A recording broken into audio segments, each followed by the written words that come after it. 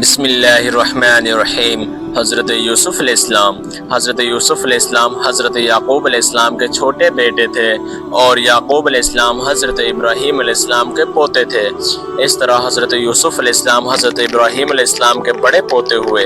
حضرت یعقوب علیہ السلام کے 12 بیٹے تھے اور حضرت یوسف علیہ السلام سب سے چھوٹے تھے۔ بہت خوبصورت تھے، باپ ان کو جان سے بھی زیادہ چاہتے تھے۔ حضرت یوسف علیہ السلام نے ایک خواب میں دیکھا کہ 11 ستارے اور چاند اور سورج مجھے سجدہ کر رہے ہیں۔ انہوں نے یہ خواب اپنے ابا جان کو بتایا۔ ابا نے حضرت یوسف علیہ السلام کو منع کر دیا کہ یہ خواب اپنے سوتیلے بھائیوں کو نہ بتائے۔ حضرت یوسف علیہ السلام کے سوتیلے بھائیوں نے مل کر مشورہ کیا کہ ہمارے ابا جان یوسف کو بہت چاہتے ہیں اور ہم کو اتنا نہیں چاہتے، اسی لیے یوسف کو جان سے مار دیا جائے۔ لیکن ان میں سے ایک نے کہا کہ جان سے مت مارو، بلکہ یوسف کو ایسے کنویں میں پھینک دو جس میں پانی نہ ہو۔ سب نے مل کر یہ بات طے کر لی۔ یہ سب بھائی اپنے باپ کے پاس آئے اور کہا کہ آپ یوسف کو ہمارے ساتھ کھیلنے کے لیے بھیج دیں۔ ان کے باپ حضرت یعقوب علیہ السلام نے کہا مجھے ڈر ہے کہ کہیں تم کھیل میں لگ جاؤ اور کوئی بھیڑیا جنگل میں سے اس کو کھا جائے۔ بھائیوں نے کہا کہ ہم ایک طاقتور جماعت میں ہیں، ایسا کیسے ہو سکتا ہے؟ آخر باپ نے حضرت یوسف علیہ السلام کو بھائیوں کے ساتھ بھیج دیا۔ بھائیوں نے ان کے ساتھ لے جا کر ایک اندھیرے کنویں میں پھینک دیا اور رات کو روتے ہوئے گھر واپس آئے اور کہا کہ ابا جان ہم آپس میں دوڑ لگا رہے تھے اور یوسف ہمارے سامان کے پاس بیٹھا تھا کہ ایک بھیڑیا آیا اور اس کو کھا گیا۔ ثبوت کے لیے ایک کرتا خون لگا کر باپ کو دکھایا۔ بوڑھے باپ کیا کرتے، صبر کیا، خاموش ہو گئے، لیکن بیٹے کی جدائی میں روتے رہے۔ جس کنویں میں حضرت یوسف علیہ السلام کو پھینکا تھا اس کے قریب ہی ایک قافلہ آیا اور انہوں نے پانی نکالنے کے لیے ڈور ڈالا۔ کنویں میں ڈالا، دیکھا کہ ایک خوبصورت لڑکا کنویں میں ہے، ان کو باہر نکال لیا۔ اور جب قافلہ مصر پہنچا تو وہاں پر مصر کے بادشاہ نے ان قافلوں والوں کو تھوڑی قیمت دے کر خرید لیا اور اپنی بیوی زلیخا سے کہا کہ اس کو پالو، ہو سکتا ہے کہ ہم اس کو اپنا بیٹا بنا لیں۔ حضرت یوسف علیہ السلام جوان ہو گئے، ان کی خوبصورتی، وضاحت و عقل مندی اور بڑھ گئی۔ زلیخا عزیز مصر کی بیوی ان پر فریسہ ہو گئی اور ان کو ان کی نفس کے جانب سے پھسلانے لگی۔ ایک روز اس نے کمرے کے سارے دروازے بند کر دیے۔ حضرت یوسف علیہ السلام نے حالت دیکھی تو خدا سے پناہ مانگی اور دروازے کی طرف بھاگے۔ زلیخا نے پیچھے سے آپ کی قمیص پکڑ لی جس سے قمیص پھٹ گئی۔ اس وقت عزیز مصر یعنی زلیخا کا شوہر بھی دروازے پر آ گیا۔ زلیخا نے الٹا الزام حضرت یوسف علیہ السلام پر لگایا اور اپنے خاوند سے کہا کہ یہ شخص تیری بیوی کے بے آپردگی کرنا چاہتا تھا، جس کی سزا اس کو ملنی چاہیے۔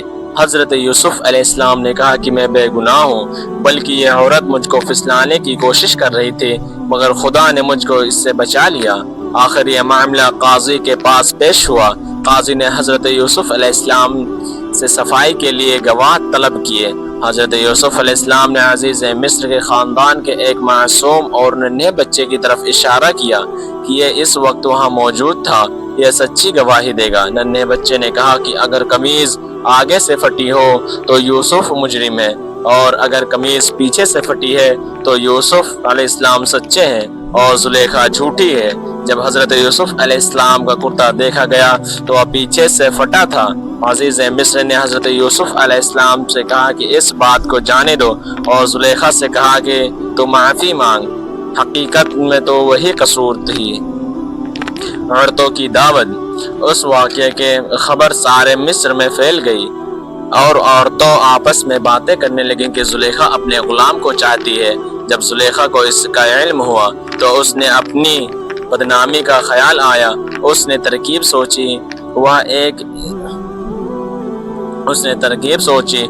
کہ مصر کی عورتوں کی دعوت کی اور سب کے ہاتھ میں ایک ایک چھری اور ایک ایک پھل دے دیا، اور اسی وقت حضرت یوسف علیہ السلام کو وہاں لے آئی۔ عورتوں نے جب حضرت یوسف علیہ السلام کے حسن و جمال اور خوبصورتی کو دیکھا تو وہ سب اپنے ہوش نہ رہے اور چھریوں سے بجائے پھل کے اپنے ہاتھوں کو کاٹ لیا اور کہنے لگی واقعی یہ کوئی انسان نہیں، فرشتہ ہے۔ زلیخا نے ان عورتوں سے کہا کہ یہ وہی شخص ہے جس کے لیے تم مجھے ملاقات کرتی ہو، میں حقیقت میں اس کو چاہتی ہوں، اگر اس نے میری محبت کو انکار کر دیا تو اس کو قید کروا دوں گی۔ حضرت یوسف علیہ السلام جیل میں، حضرت یوسف علیہ السلام کو جب اس کا علم ہوا تو انہوں نے اللہ تعالیٰ سے دعا کی کہ اے اللہ تو ہی مجھ کو بچا سکتا ہے، اگر میں ان عورتوں کے فریب میں آ گیا تو میں جاہلوں میں سے ہو جاؤں گا، اس سے یہ بہتر ہے کہ مجھے قید خانے میں ڈال دیا جائے۔ اللہ نے حضرت یوسف علیہ السلام کی دعا قبول کی اور وہ جیل میں ڈال دیے گئے۔ حضرت یوسف علیہ السلام سے پہلے جیل میں دو قیدی اور بھی تھے، ایک شاہی باورچی اور دوسرا بادشاہ کو شراب پلانے والا ساقی۔ ان میں خلاف الزام تھا کہ انہوں نے بادشاہ کو زہر دینے کی کوشش کی ہے۔ حضرت یوسف علیہ السلام جیل میں قیدیوں کو اللہ تعالیٰ کی باتیں بتاتے رہے اور خدا کا پیغام پہنچاتے رہے۔ ایک دن یہ دونوں قیدی حضرت یوسف علیہ السلام کے پاس آئے اور انہوں نے کہا کہ ہم نے ایک عجیب خواب دیکھا ہے۔ ساقی نے کہا کہ میں نے دیکھا ہے کہ بادشاہ کو انگور کی شراب پلا رہا ہوں۔ باورچی نے کہا کہ میں نے دیکھا ہے کہ میرے سر پر روٹیاں ہیں اور پرندے ان کو نوچ نوچ کر کھا رہے ہیں۔ یہ خواب بیان کرنے کے بعد انہوں نے حضرت یوسف علیہ السلام سے اس کی تعبیر پوچھی۔ حضرت یوسف علیہ السلام نے بتایا کہ ساقی تو جیل سے چھوٹ جائے گا اور پھر بادشاہ کی ملازمت میں جا کر اس کو شراب پلائے گا اور باورچی کو سولی پر چڑھا دیا جائے گا اور اس کی لاش کو جانور کھائیں گے۔ ایسا ہی ہوا، اللہ تعالیٰ نے ساقی کو رہا کروایا اور باورچی کو سولی ہو گئی۔ حضرت یوسف علیہ السلام کے بعد بھی سالوں جیل میں رہے، لیکن کسی کو ان کی رہائی کا خیال نہ آیا۔ اتفاقاً ایک مصر کے بادشاہ نے خواب میں دیکھا کہ 7 دبلی پتلی گائیں 7 موٹی تازی گائیوں کو کھا رہی ہیں اور 7 ہری اور 7 سوکھی ہوئی بالیں دیکھی۔ بادشاہ نے اپنے درباریوں میں سے اس کی تعبیر پوچھی مگر کوئی بھی صحیح خواب کی تعبیر نہ دے سکا۔ اس موقع پر ساقی کو یاد آیا کہ اس نے اپنا خواب حضرت یوسف علیہ السلام سے پوچھا تھا اور آپ کا خواب بالکل صحیح ہوا تھا۔ اس نے کہا کہ جیل میں ایک شخص ہے جو خواب کی صحیح تعبیر بیان کرتا ہے۔ بادشاہ سے جس کو عزیز مصر کہتے تھے اجازت لے کر وہ جیل گیا اور حضرت یوسف علیہ السلام سے سارا واقعہ بیان کیا۔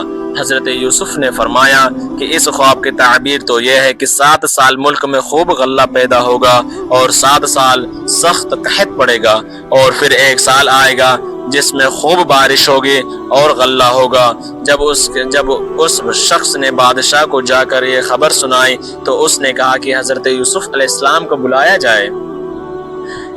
وہ درباری حضرت یوسف علیہ السلام کے پاس گیا اور بادشاہ کا پیغام سنایا تو آپ نے فرمایا ان عورتوں کا کیا حال ہے جنہوں نے اپنے ہاتھ کاٹ لیے تھے؟ بے شک میرا رب ان کے مکر و فریب سے واقف ہے۔ بادشاہ نے ان عورتوں کو بلا کر پوچھا تو انہوں نے کہا کہ ہم نے حضرت یوسف میں کوئی برائی نہیں دیکھی۔ یا دیکھ کر زلیخا بھی بولی کہ اب جب کہ حق ظاہر ہو گیا ہے، سچ بات یہ ہے کہ میں نے حضرت یوسف کو ورغلایا تھا اور وہ بالکل سچا ہے۔ حضرت یوسف علیہ السلام کیسے بادشاہ بنے؟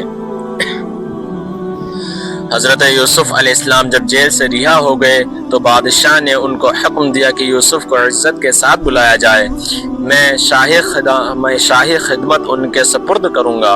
حضرت یوسف آئے اور بادشاہ سے بات چیت کی۔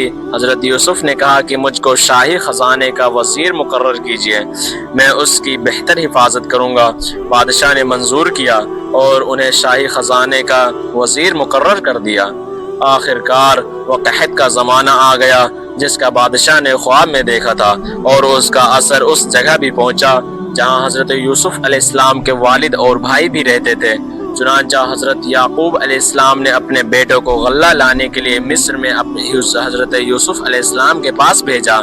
جب حضرت یوسف علیہ السلام کے بھائی آئے تو حضرت یوسف علیہ السلام نے ان کو پہچان لیا اور بھائی حضرت یوسف علیہ السلام کو نہیں پہچان سکے۔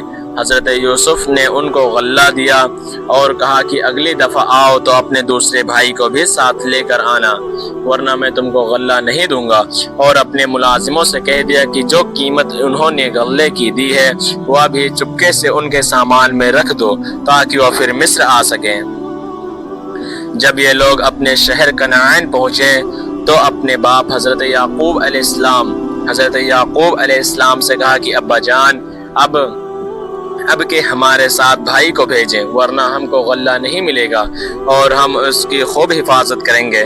جب انہوں نے اپنا اسباب کھولا اور اس میں ساری رقم دیکھ کر بہت خوش ہوئے، پھر باپ سے کہا کہ دیکھیے شاہ مصر نے ہماری رقم بھی واپس کر دی ہے، آپ ہمارے ساتھ بھائی کو ضرور کر دیں،